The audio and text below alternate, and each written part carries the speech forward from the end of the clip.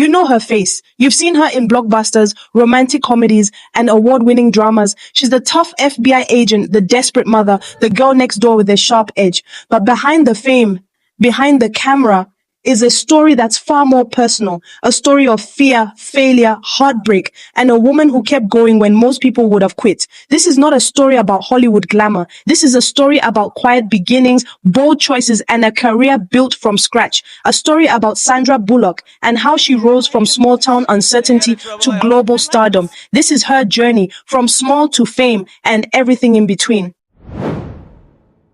Sandra Annette Bullock was born on July 26, 1964 in Arlington, Virginia. She came into the world far from the Hollywood spotlight.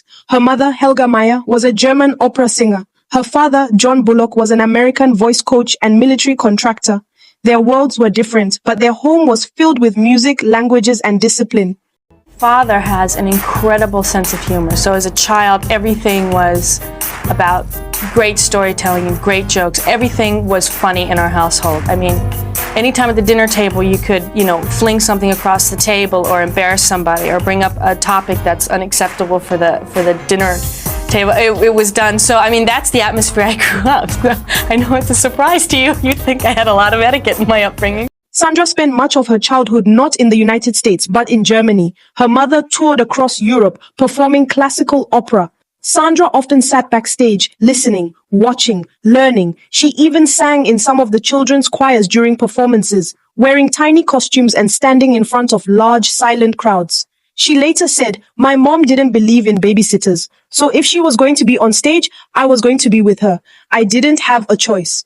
She grew up speaking German before English. She played in quiet corners of opera houses while her mother sang on grand stages.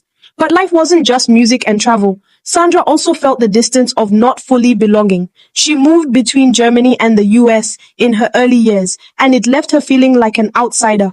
"I was always the new girl. I had an accent. I got teased. I learned to make jokes before anyone else could." That's what she once told a magazine. As a teenager, her family settled back in the United States. She attended Washington Lee High School in Arlington. By now, her German accent had faded, but she still stood out. This time because she was different in other ways. She wasn't part of the popular crowd. She wasn't a star student, but she had energy, humor, and a strong need to belong. She joined the cheerleading team and the theater department, not because she wanted attention, but because performing gave her a place where she didn't have to be herself, a place where pretending felt safer than reality. At home, her mother was strict. Helga believed in structure and high expectations. Sandra respected her, but also feared her a little.